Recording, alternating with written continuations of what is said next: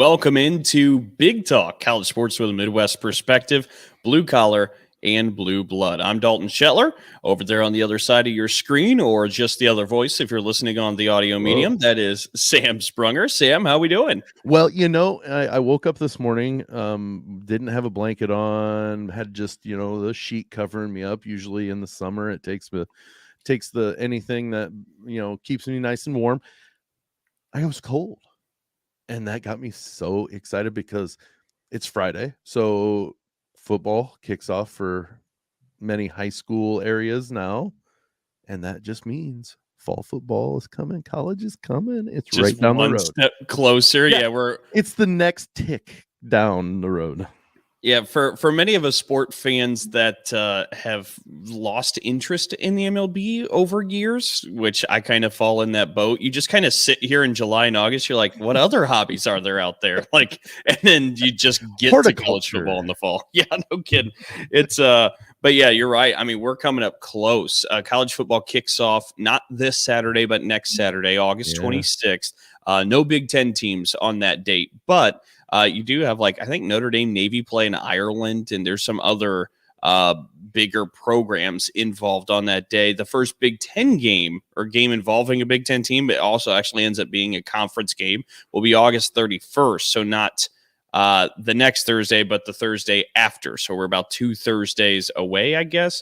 So basically Labor Day, the Thursday before Labor Day, that weekend. Yes, August 31st. It's that Thursday. It'll be Minnesota and Nebraska kicking off first for the Big Ten. And Notre Dame Navy, that's a really early date for them. They usually play, third to midway through the season, don't they, normally? Yeah, but they did play this Ireland game once before. Yep. It was a while ago now. It's just kind of crazy to think back on. It had to be about 8-9 years ago.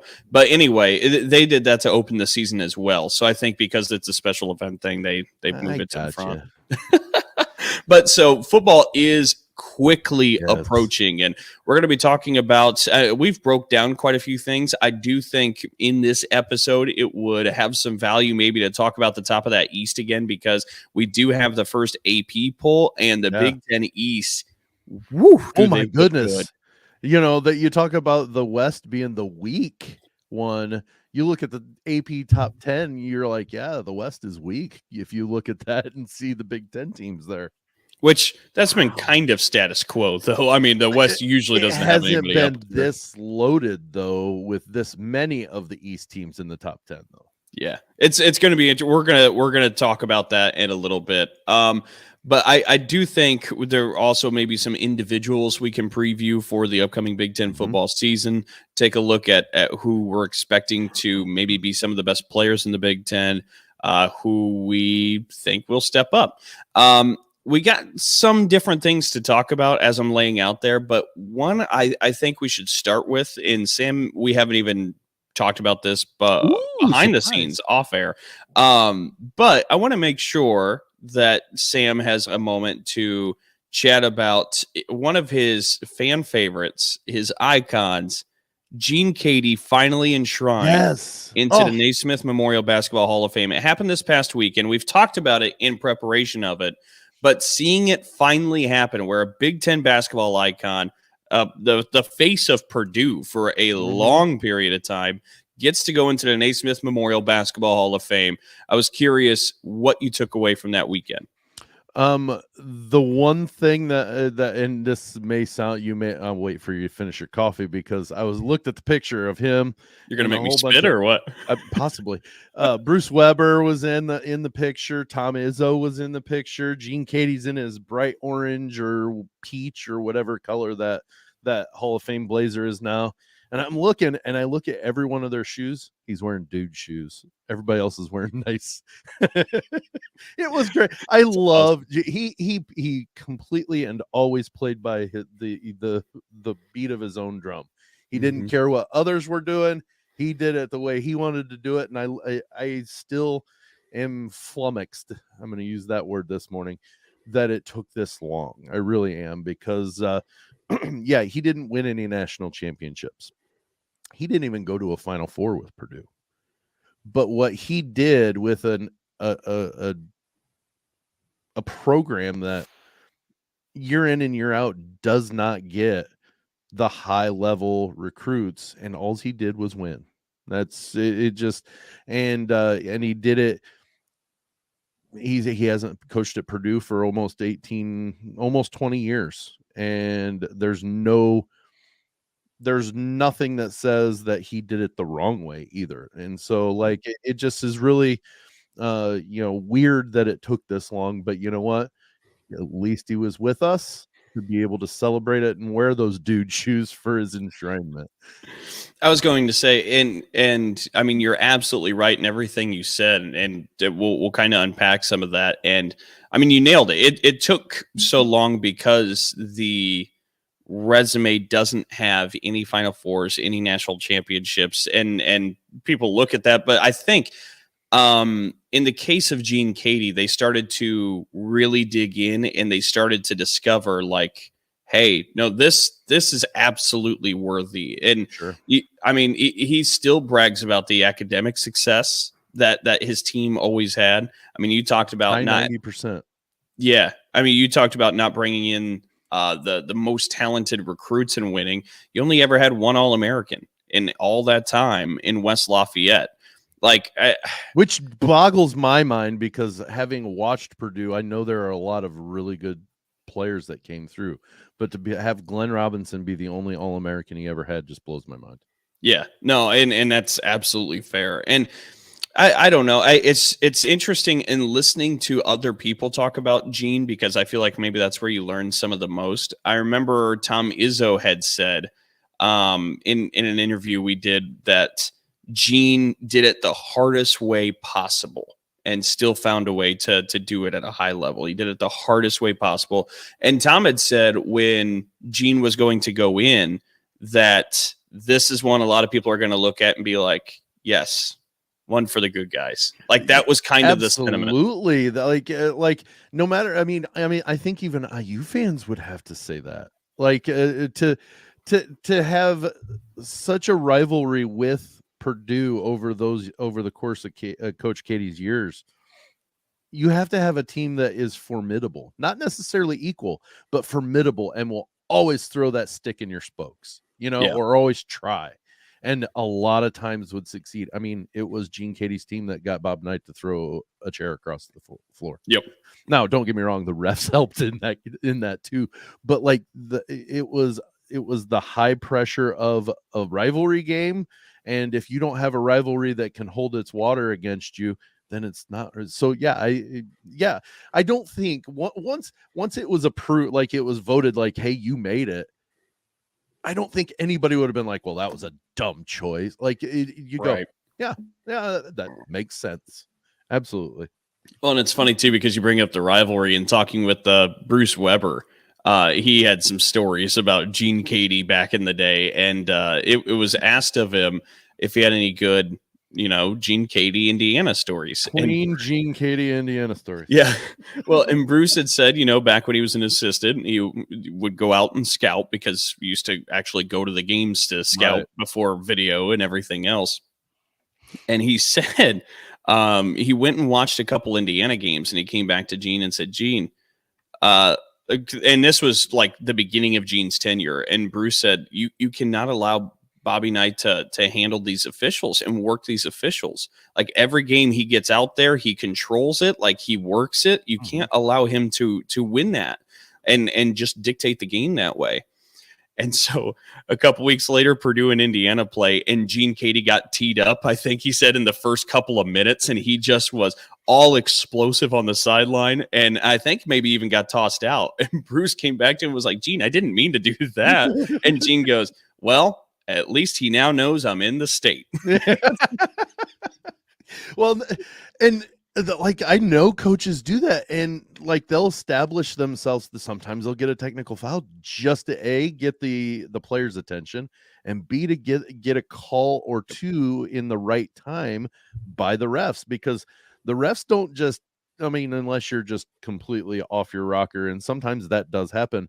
Most of the times the refs hear that and go, oh, we've got to tee you up for the way you're acting, but you're right. and then they make up for it. So at least he knows I'm in the state. I love that. Yeah.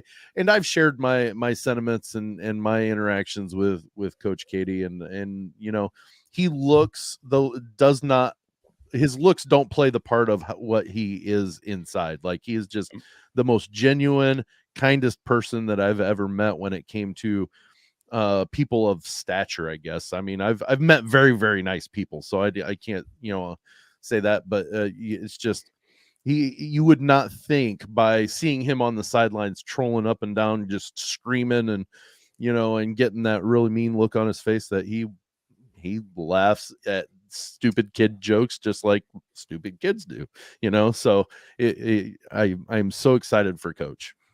And, in all the different interviews that have taken place, Conzo Martin had said to us kind of that too, where he described him as a teddy bear. He said, really, sure. He's a teddy bear. He's obviously got this whole persona, and he's definitely a very hard disciplined man, all this different stuff, but he's a teddy bear deep down. So he agrees with you. And, I don't, sorry, I didn't mean to cut you off, but I don't think that he tries to hide that.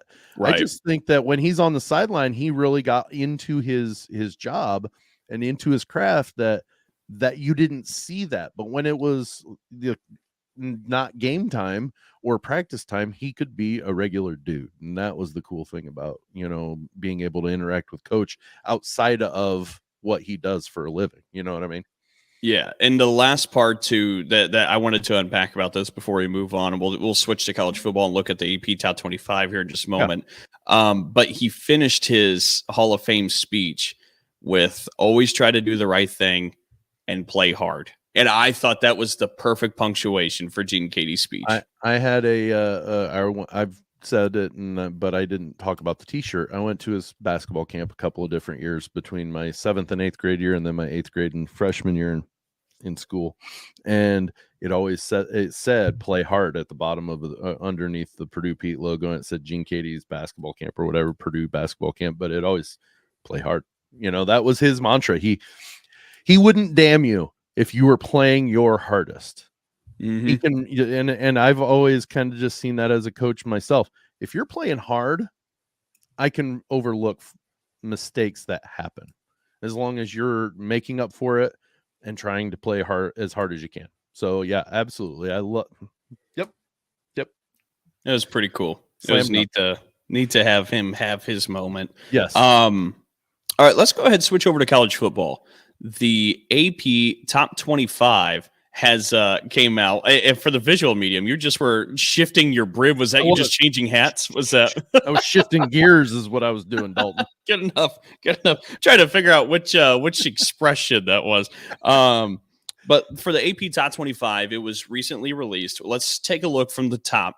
Number 1, Georgia. Yet no real arguments there. I mean, it's back-to-back defending national champs. And I wouldn't be shocked to see them do 3 times.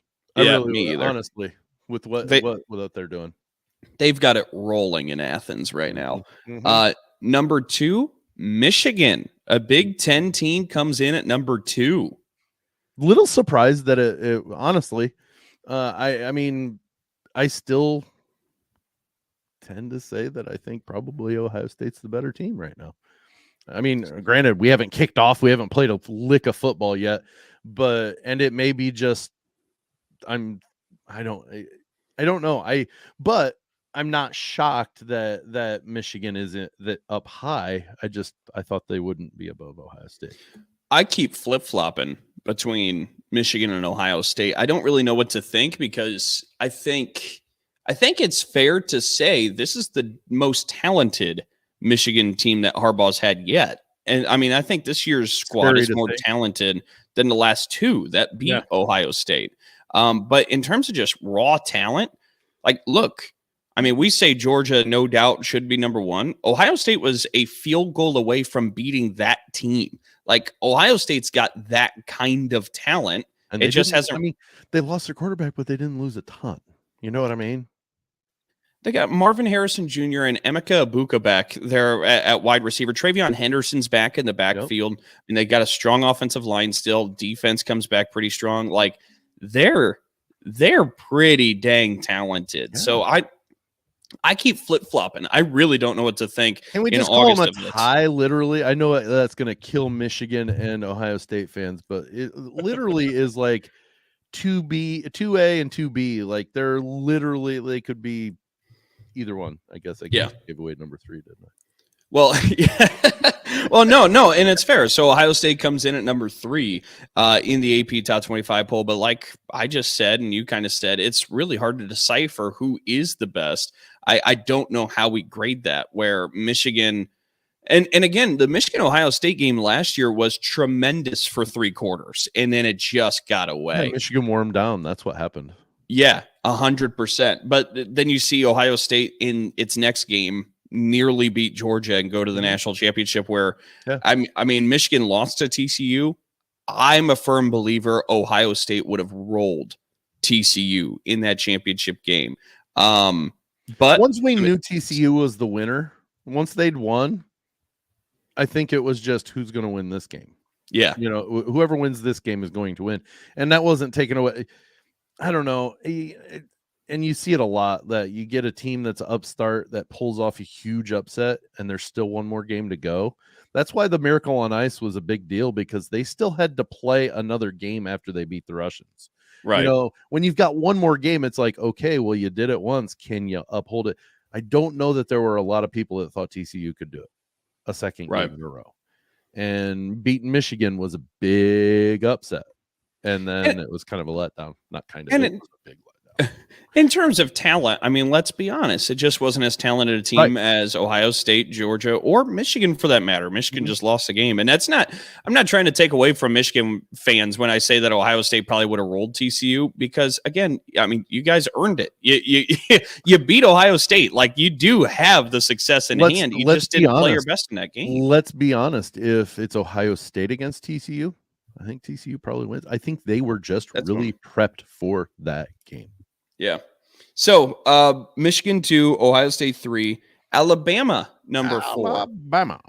Doesn't it feel like we've just had these same teams in the top 4 for a little while now, the last couple of years? It seems like Georgia, Michigan, Ohio State, Alabama has been said an awful lot in the top 10. Yes, absolutely. You know, it almost feels like a broken record. I think I saw a stat that since November of 2015, there's only been 4 teams ranked AP number 1. Since late November 2015, it's been Georgia, Bama, Clemson, and LSU. And there hasn't been any other teams ranked number 1 in the country outside of those 4 programs, which goes to show you the maybe lack of parity that exists in college football today. Yes. I mean, that's 8 years. I know it. LSU comes in at number 5. So Brian Kelly's got the Tigers in the top 5 entering the season. Of course, was that a fake accent you just said there? No, honestly, I leaked so much confidence. I didn't want to go full in with the Tigers. So I just went Tigers. Jaden Daniels back at quarterback. So LSU gets in the top 5. Yeah, they're coming off a close Citrus Bowl win. That's right. Future Big Ten team USC comes in at number 6. But in this last year of the Pac-12 as we know it, I think the USC could run away with that conference with Caleb Williams back at quarterback yet again. Well, although there's another team that could at least fight them for it. I mean, don't get me wrong. USC is going to be the top team and probably the overall favorite by a long shot, but number 2 could be pretty good. I was going to say, and the more I'm scrolling through, there's a couple more Pac-12 representatives, so I won't dishonor the Pac-12. We'll get to them in a minute. Let's not use the word runaway quite yet. I think that was a a little too strong. I appreciate you checking that. I'm going to be nice about it, but let's check that a little bit. All right. But they are absolutely the most talented. I just don't know. I completely agree with that, but we all know what can happen with runaway. Agreed. Number 7, Penn State checks in here. So that makes 3 Big Ten East teams in the top 7 of this preseason AP poll. I know there's been a lot of conversation about best division in college football over years, whether it be the Big Ten East, whether it be the SEC West. I think this year, where we stand right now, I think the SEC is still the better conference as a whole, but the Big Ten East is the strongest division in college football. I'm sorry, that's true. The SEC is far and away the best conference, but the Big Ten East, like well, just discount those 7 over there. Let's talk about this one. But it is true too, though. It just is hilarious to hear. I apologize. But would you? I mean, I know there is comedy and humor in it, but would you disagree with the sentiment, or what do you think of it? No, I mean, if you were to go division wise, I absolutely think. I mean, there's no other. There's only one other conference that can say there's that many teams in the top 10. By far, I would say the Big Ten East would be the best division, because you know what, Maryland's not going to be horrible. Michigan State can be better than they were last year. Well, I use IU, that's fine. Rutgers might win a game or two, and you know what, Rutgers could. I'm not going to go out on the limb and say that they're going to do it, but they could upset a higher team. They might go in and beat Penn State. I'm not saying it's happening. I don't even, but yeah, I mean, every team has every division has their last place team, IU, and the East has theirs. So, I mean, hey, but yeah, I would agree. I would absolutely. I won't say you're hitting the gas too fast. Absolutely not. Can Penn State, in your eyes, dethrone Ohio State and Michigan this year and win that Big Ten? Because like that's something that I thought would be a little bit more of a hot take a couple of weeks ago. I didn't think too many people were on the Penn State bandwagon, but now I'm starting to see a lot of different talking heads start to jump on this Penn State bandwagon. Well, I'm going to say this. You were ahead of the curve at the very least, because you were talking about Penn State could be, this was a couple weeks ago, Penn State could be a team that does surprise. And I think I mentioned, I think they can beat one. I don't think that they're going to go through and beat both. That is a very, very tall order. So what's going to have to happen is they're going to need to beat one and hope the other one loses somewhere along the line and they win a tiebreaker. I think, yes, it is possible. I think it is extremely and highly unlikely they win both of those games, but I think they could knock off one or the other. Okay. Absolutely. Fair enough. Number 8, Florida State. Yeah. Seminoles get into the top 10. Number 9, Clemson. Clemson comes in at number 9. Another Pac-12 representative here that has some other words me saying that USC is going to run away with it. This was my number 2 saying, they might have something to say about it. Washington comes in at number 10. Huskies look primed for a big year, especially with Michael Penix back at quarterback. Right.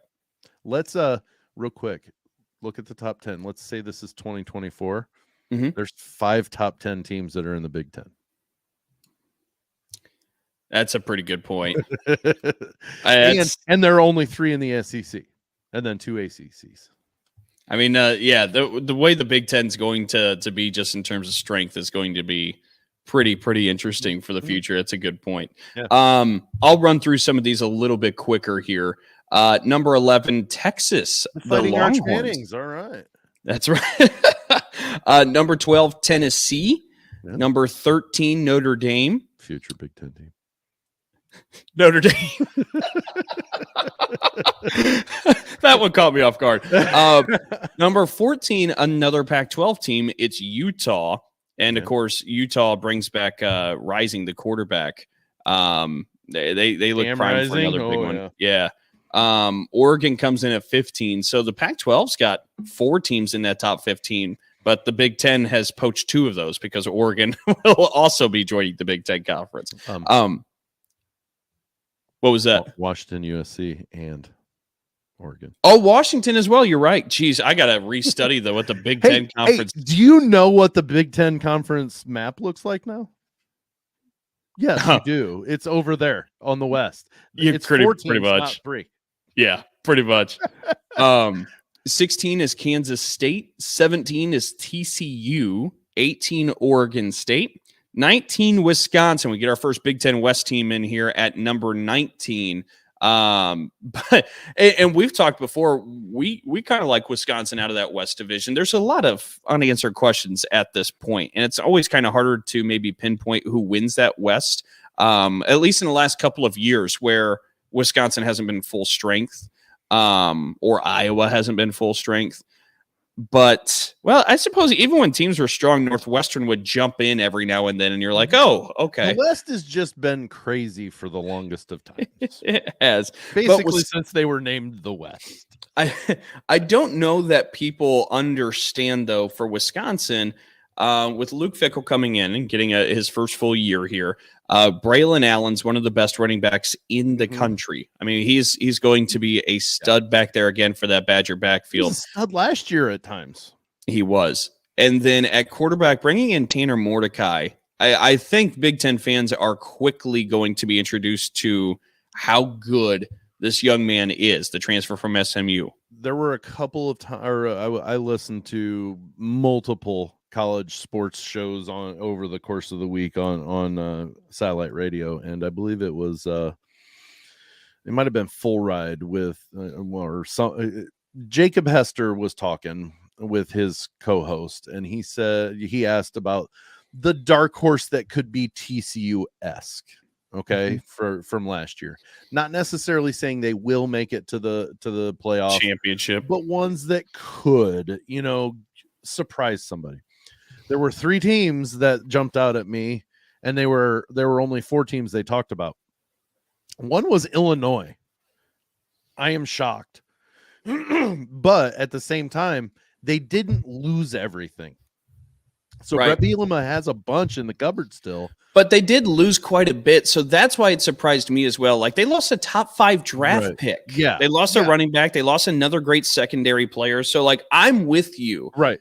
And I think this is going to be the test to see if what Brett Bielema just did in year 1 or year 2, right? Yeah, last year. Just say last year. Don't that's. But this will be the test to see if it's sustainable, what there is in Champaign, because they lost so much off the top. And that's what they said. They said Illinois. They were interested in seeing what Illinois could do, because what was accomplished last year, and having lost a good portion, a good percentage, but not everything. So they're not devoid of everything, but you've also got to throw in that you're replacing a DC that was top notch in the country last year, so that was what they were interested in. Another one was Wisconsin, those combinations. They talked about the Mordecai coming in, and that what he did at SMU, that, when you've got Braylon Allen in the backfield, and then you bring this guy in who can run and pass the ball, that is a big thing that Wisconsin could do. And the third one, which made me laugh, because they said, is it possible to have the Rose Bowl champion be one of those dark horses? Because they mentioned Penn State. They said Penn State could be one that makes a TCU type run, and that would probably be the one that was more feasible out of those 3 that they were talking about, because they could trip somebody up and then get some help, or shock the world and trip them both up and just walk into Indianapolis as the East champ, as we are the champ of the East. Penn State. Penn State. And I get it. It took me a second, sorry.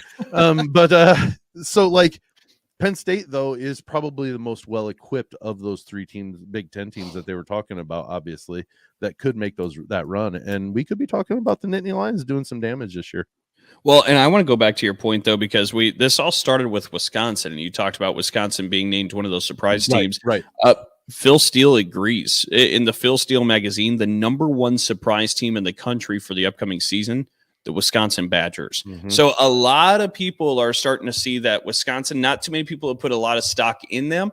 Right. But when you bring back Braylon Allen, you throw in Tanner Mordecai at quarterback, and you throw in Luke Fickell's system, I mean, it's a recipe that could really produce there in Madison. So that's something to watch. We'll round out the rest of the top 25 here real quick. Number 20, Oklahoma. Number 21.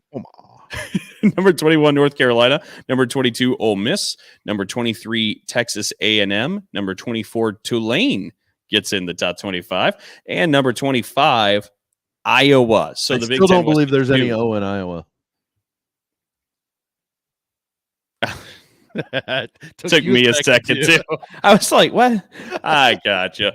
Yeah, no, and that's going to be the test though, right? Because Iowa has they've said here in the preseason, look, we're running it right back, but we're going to run it back with a couple different dudes in there. Cade McNamara taking the snaps at quarterback, Eric All at tight end, some other pieces. They also have Luke Lachey at tight end. We believe Cade McNamara can facilitate this offense and engineer it to a higher place. I'm fascinated to see how the experiment of this year works, because I think there's a lot on the line for the program with how this plays out this year. There's a something big that's on the line for one of the Ferentses. Yeah. So I mean, like if he doesn't think it will happen, we'll see the same style of Iowa, but with a little bit more production, maybe, because McNamara and All can only do so much. They're not going to all of a sudden take 3 points and turn it into 40. You know what I mean? You just can't do it. But it's gotta start at the top and move its way down. So yeah, there's a lot in there at Iowa that they could be. Honestly, what was it? 2 years ago, they were ranked number 2 in the country at one point. Yep. And that is doable. That's not out of the realm of possibility for Iowa. I mean, so like, and they still recruit the same dudes. That's the kicker, is they've still got the same type styles of guys on their team. It's not like they forgot how to recruit from 2 years ago and all of them took stupid pills or whatever and didn't know how to put the little brown egg across the white chalk line. It just, some breaks happen and maybe not the best play calling happened, and it made for a perfect storm of the abysmal offense that we witnessed last year. I mean, it was so bad. Like you don't get that many jokes about a bad offense, overnight. Like that worked, and we could see it starting when they were ranked number 2. When they got to the point where they were ranked number 2, you could see it starting. They still produced a little bit more, but you could just see it was starting to slide and move its way back towards 0. And last year it was pretty much the bottom. That was about as close to 0 as you could go.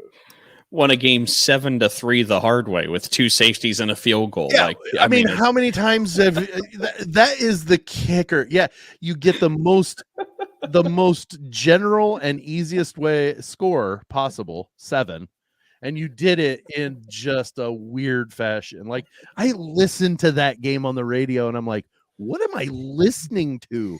Like 2 safeties and a field goal. Their offense produced a field goal. Yeah. That's just about right. No offense to South Dakota State, but against South Dakota State. So here, before we end up closing out this episode, I know another topic that you wanted to discuss, Sam, for this show was Michigan and head football coach Jim Harbaugh. There was reports, rumors just a few weeks ago, heading towards the Big Ten football media days, that Jim Harbaugh was going to be suspended for 4 games. For his failure to cooperate with an investigation from the NCAA. And it was reported that Michigan and the NCAA had negotiated that 4-game suspension. Well, just recently, the NCAA has rejected that 4-game suspension proposal. And now Jim Harbaugh is not suspended for any games for the upcoming year, which has left quite a few questions still out there on the table. If you can see Sam's face on the visual medium, there is a bit of a pondering scowl. Just pontificating pissed? I don't know. It kind of looks like, you remember Saturday Night Live's the thinker? Mm-hmm. Remember he does thinker or stinker, but the thinker, like that's the face he's kind of got going right now. So what is on your mind about this situation? Because it is, if nothing else, fascinating. Yeah, fascinatingly stupid. Here's my thing. I've not made it very well veiled. If you think that, if you're not sure, you've been living under a rock if you haven't been listening / watching us, because I think the NCAA is way off. It's way off kilter. Let's just say in general, it's off kilter. If they negotiated it, why are they declining to accept it? That's my biggest question. Actually, my biggest question is, how in the world can you suspend or even negotiate a 4-game suspension for a coach that did okay, even if it wasn't just the cheeseburger, lied, misled, whatever, over hundreds of $100 handshakes, and you give them you get 30. Tennessee had hundreds, that's multiple triple digits, so hundreds of infractions, and they weren't small infractions. They were considered not major, but they were big minor, I guess. I don't know, I don't know how but they didn't even get a bowl ban. And you're talking about, well, and I'm not a Jim Harbaugh fan. I don't hate him, but I'm not a Harbaugh fan. But good Lord, if I were Harbaugh, I'd be like, fine, I'm going to go coach this year. I'm going to go win this. Yeah, kind of what you just did, just off the flipping chin. it off. Yeah. And just be like, forget this, because it does not make sense. And every time the NCAA says something, it just confuses me and then angers me even more, because I think I read that in an article that it said the infractions committee can decline an agreement if it's not the best for the association. Well, you know what? Quit moving the dang goalposts and tell us what's the best for the association, and then maybe I would agree. I am so tired of them talking out one end and doing something out the other, and it does not. I'm at a loss right now, Dalton. I'm at a loss. Well, and that's why I find this so hard to talk about, because there are so many questions and we've been given so little information with this. Yeah. I'm not really sure which part to dissect. And like the one like you just left on, that it's not the best for the association. What does that mean? Like, are you wanting to make sure Michigan's protected and that it's winning football games? Because those first 4 games of the year are East Carolina, UNLV, Bowling Green, and Rutgers. Did Michigan need protection from that? Also, just because a program is talented and valuable, does that mean they are then above the rules? Like, that's just a bad look. And I don't know if that's exactly what they mean. Or is the question he needs worse, or University of Michigan needs worse because it needs to protect the association? We don't know. Then why isn't that happening? That's right. What I mean. Like, we need some clarity in some direction. Like the fact that this is a bigger story involving the number 2 team in the country, and we just are left kind of looking around like, that's odd. I don't really know what's happening there. Yeah, no, there needs to be some sort of clarity with all this, and it's left just for a bunch of rumors to ignite all around about this situation. But it's really bizarre. Bizarre. This does not at all mean I'm going to cheer for it, but I kind of hope Michigan wins the whole thing this year, and then go ahead, take their title away from them this year. I definitely won't be cheering for that. No, I'm not either. I'm not either. But you know what I mean? It just because of I'm trying to figure out which I don't like better or more. Is do I dislike Michigan, or do I dislike the NCAA and the way they're acting right now? Like, which one do I want to see suffer more? And I'm in a conundrum with that because they're both playing around for top spot. But like they said that if it goes to an actual hearing, it will definitely be after the season stuff. How dumb. Just do it. He was already willing to sit out the first month. How about we shove it into that first month and figure it out? I don't get it. We've done this stuff for so long with the NCAA, where the Louisville team in 2013 later would be vacated, and like, you knew things were happening. The Reggie Bush Heisman thing, like we just continued to, and it's so angering that they're still acting like they're this high. I don't know.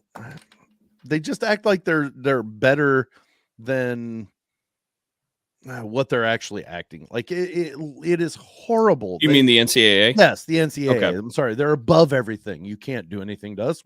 And what we say goes. Well, we've already kind of established that your words kind of sucks. It doesn't kind of suck. It does. It just does. I mean, you walk around in these suits and we're like, oh my gosh, you're so dumb. Like it just.